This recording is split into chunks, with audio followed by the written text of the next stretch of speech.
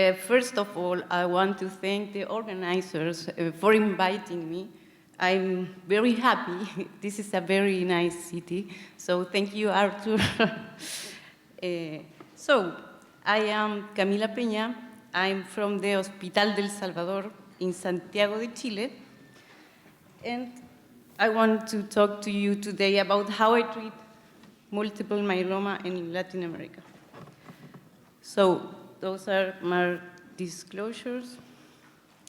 So the agenda for today, first a little bit context about Latin America, then epidemiology, access, a little bit of real-world data, how we can improve about the Delam Group, this is the myeloma study group in Latin America, and then how I treat and my conclusions.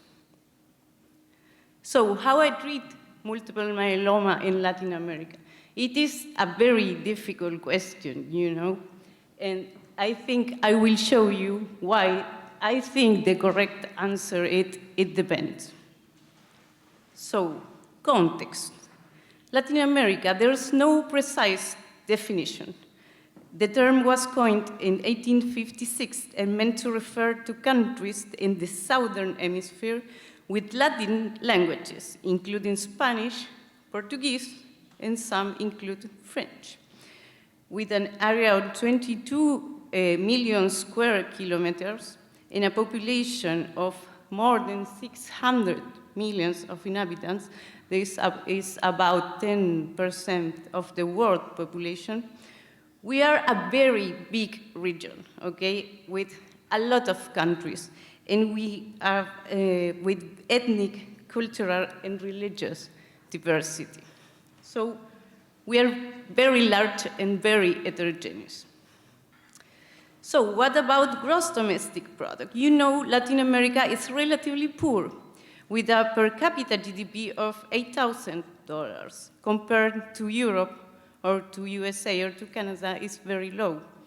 It is also important to consider the extraordinary difference we have between Latin American countries. It can range from 16,000 in Chile to 2,000 in Honduras to less than 1,000 in Haiti, so a lot of difference.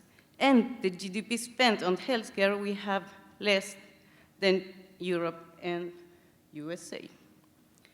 What about the Genie coefficient? You know, the Genie coefficient is a statistical measure of economic inequality and income dispersion, where 0% means a country's wealth is equally shared by all the inhabitants, and 100% means one person has all the country's health. And what about Latin America? Well, we have the highest level of income inequality in the world, with the highest Gini coefficient globally of almost 50%. So very, very high. What about epidemiology in Latin America? You know, in the past 3 decades, we have seen doubling of the global incidence and mortality of myeloma, with the rise being most pronounced in lower and middle-income countries, like Latin America. We are very concerned about the rise of mortality, for example, in Brazil or in Colombia. The true incidence, prevalence, and mortality associated with myeloma is unknown. According to Globocam in 2020, the incidence was 2.0, 100,000 inhabitants per year, and mortality of 1.5.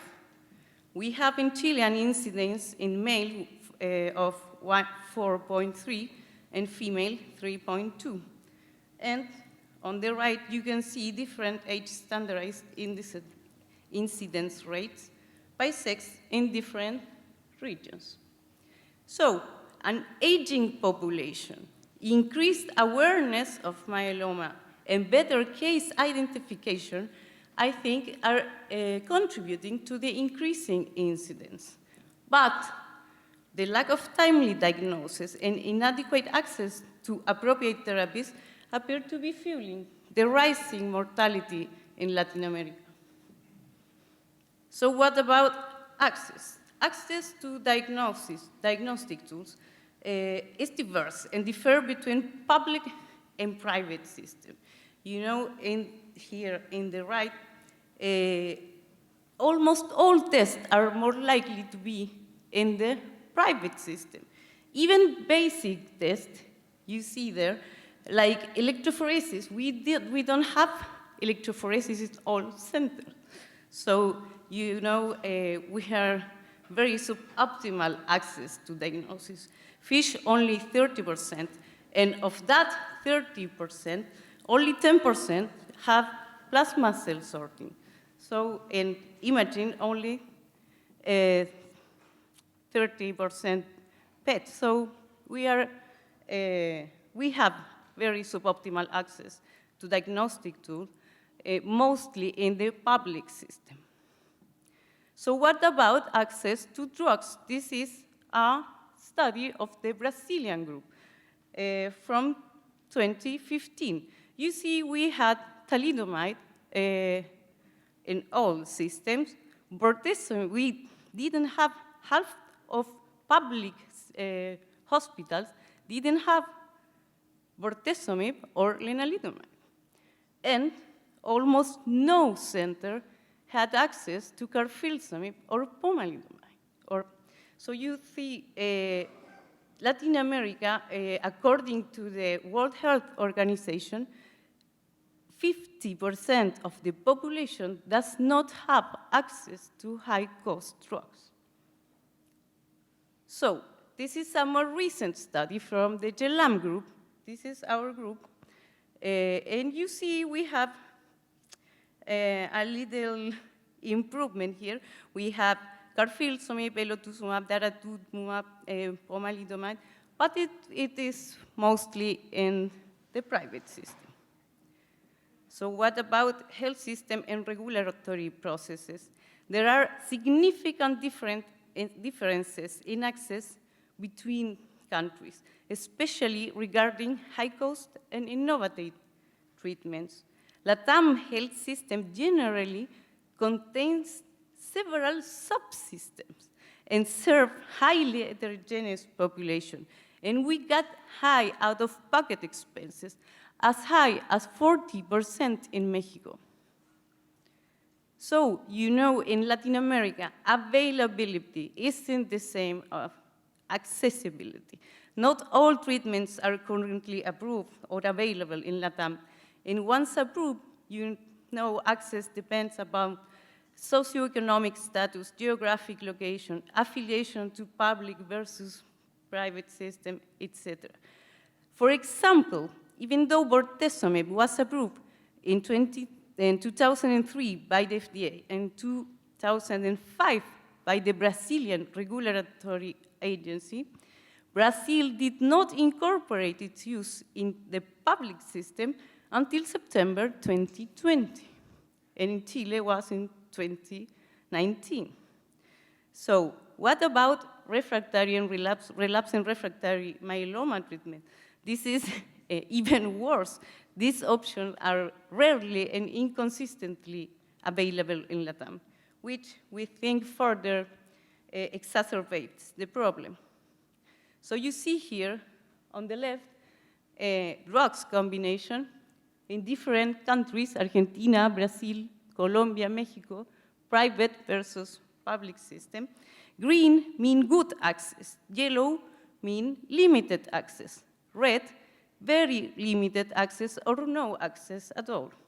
And you see, we have combinations that are approved, but even though we have no access to them.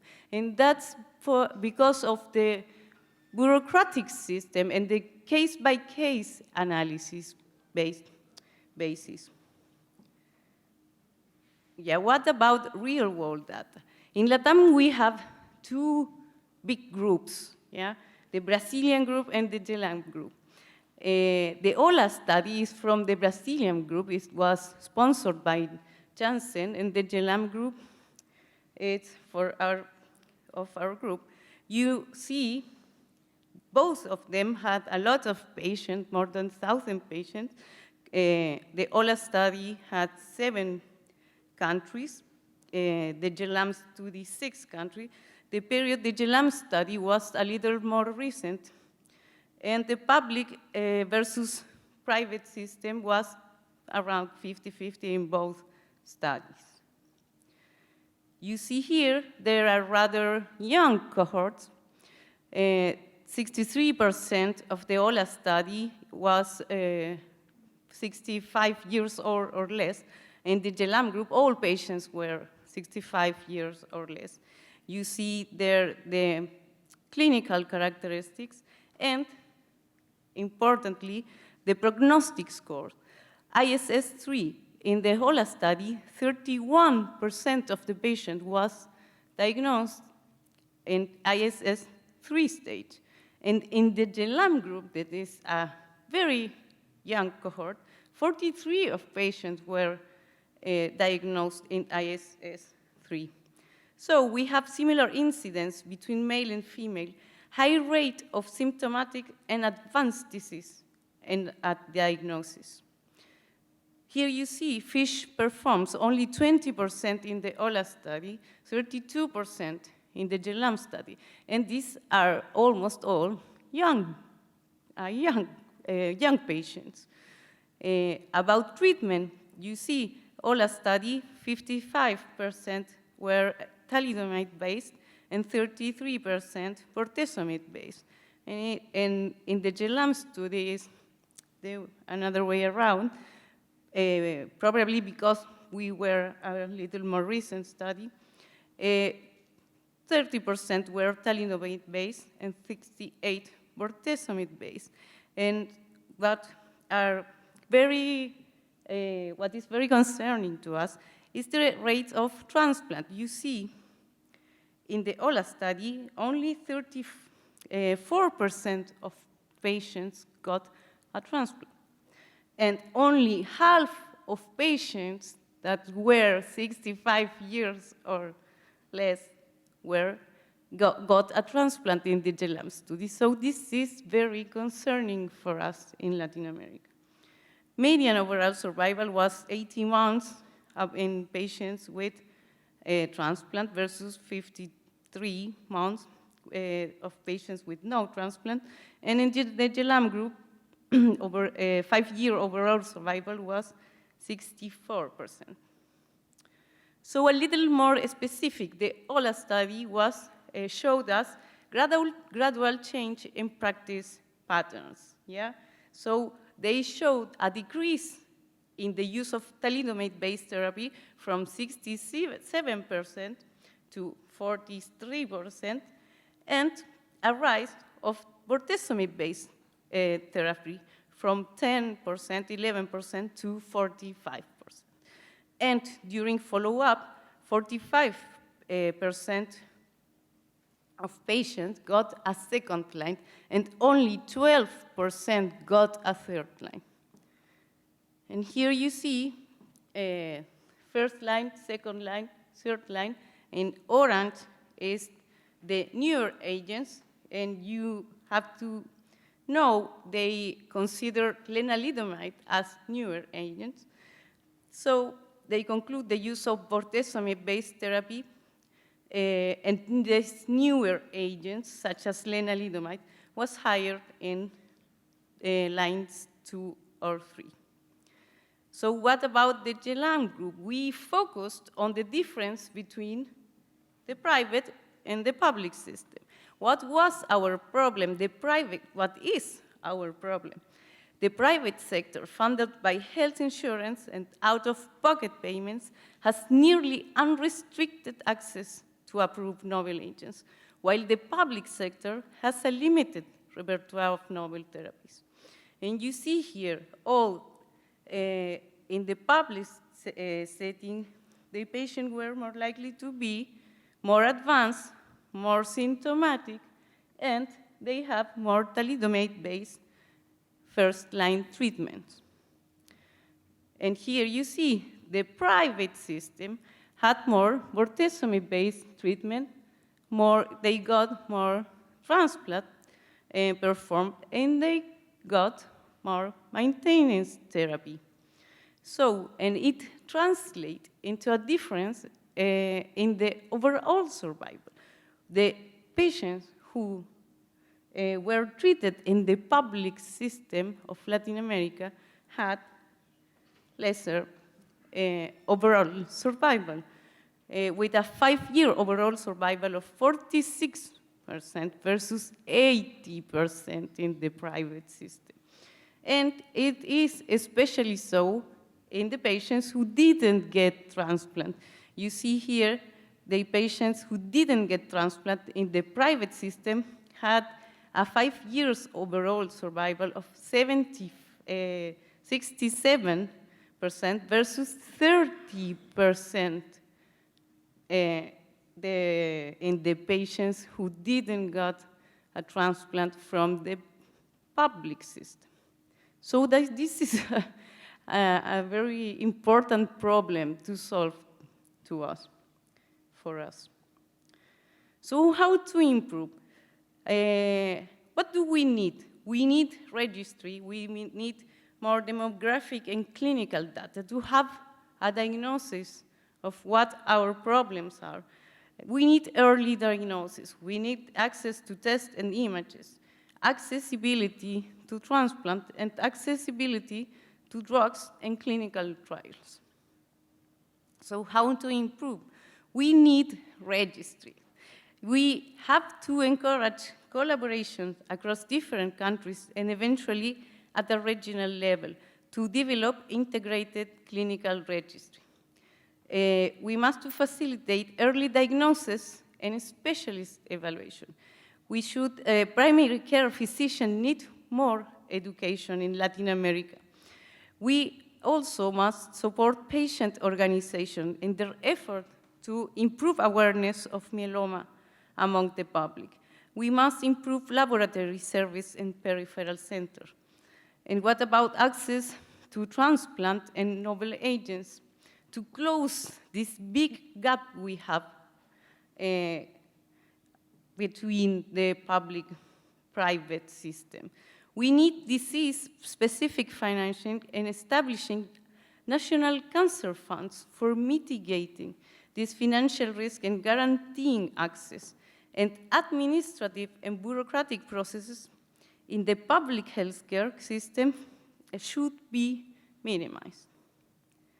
So I brought you the case of Chile. So I'm from Chile. You see here in 2017, it was the creation of the patients' organization in Chile. They were very important for us. They did a lot of pressure to our authorities. In 2018, there was the creation of the Chilean myeloma study group. And in that year, we did an observational retrospective cohort study of more than 1,000 Chilean patients for the first time. And we went to our authorities and showed what our deficiencies were. So in 2019, we got myeloma-specific financing with national cancer funds. Now, FISH, PET, bortezomib, and lenalidomide are guaranteed for transplant-eligible patients. So in 2019, we got a second transplant center in the public system. We got a lot of transplant centers in the private system. And in 2022, we got a third transplant center in the public system. So what were our protocols? From 2000 to 2007, there was only melphalan-prednisone. From 2008 to 2013, thalidomide began to be used for some young patients in addition to transplant. From 2014 to 2018, the protocol was CTD and transplant. And you know, from 2019 to 2023, we got these triplets, bortezomib-based triplets, transplant, and now we got post-transplant maintenance with lenalidomide. And here I show you we managed to improve the overall survival of our patients. So those are the 4 periods. The yellow one is the more recent period. We got 7% were treated with bortezomib-based triplets, 36 were transplanted. So only 1/3 of patients, and this were all young patients. Maintenance was administered to 75 patients, 93 based on lenalidomide. And you see early mortality was 7% with an overall survival not reached. But so you see, we have a lot to do yet, but we think we are on a good path. And we are very proud of this because we are improving our survival. So what about the Delam Group? The Delam Group is the Latin American myeloma study group, and we think its creation was very important for us in the region. So it was created in 2017 to promote collaborative work in Latin America, to encourage communication between groups, to analyze and report regional data. There were no data before. Promote publication and clinical trials in the region, and create, and I think this is very important, create a sense of scientific community that we didn't have before. So these are our symposia, and we got also a few publications. And here are our social networks if you want to communicate with us. So how I treat multiple myeloma in LATAM? You know, it depends. Probably the private system will have all the first options. No, there's no pointer here. But sadly, we have centers that are still using, for example, CTD or MPT, yeah? Especially in the public system. And what about relapses? This is even worse, you know? Probably the private system will have all the preferred options, but the public system will have not. I think some centers have only bortezomib and lenalidomide for relapse myeloma. So this is our reality, okay? Very heterogeneous. So that's how I treat multiple myeloma in LATAM. It depends. It depends on the country. It depends on the health policies, of access, reimbursement, public versus private system. So, but we do the best we can with the best we have. So, in conclusions, Latin America as a region is far from complying with the standards from adequate diagnostic or treatment. The ability to diagnose and stratify prognosis and treatment in myeloma patients in public and private centers is widely heterogeneous.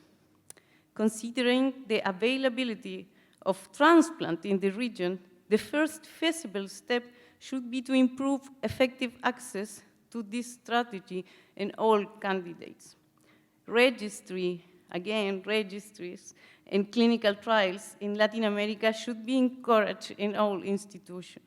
And the creation of patients' association and myeloma study groups in the region, we think are critical. So thank you for your attention.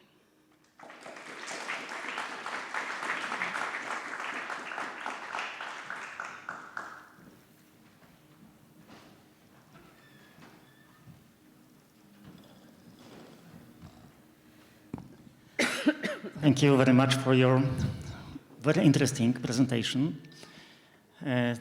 in some point also intriguing. In Poland, we have saying that money do not bring happiness. However, sometimes is maybe different in some special situation.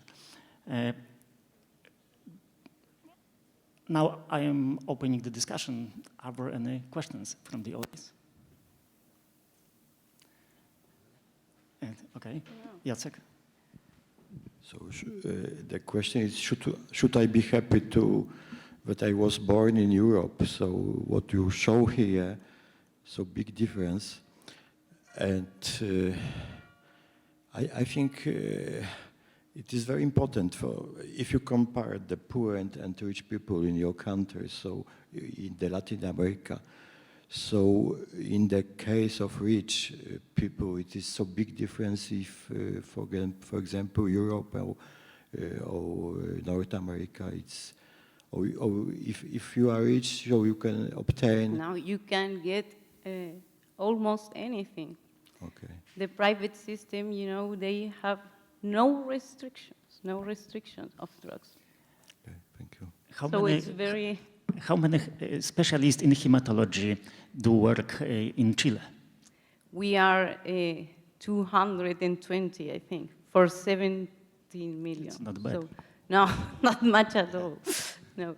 So I don't work only in myeloma, for example. I have to see other things too, because we are very few. Yes. And Paraguay, for example, has only 40 hematologists. Artur.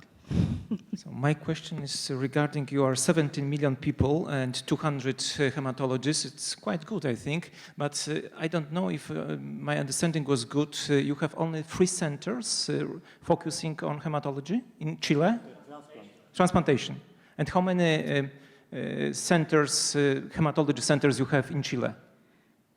So public centers, we got 14.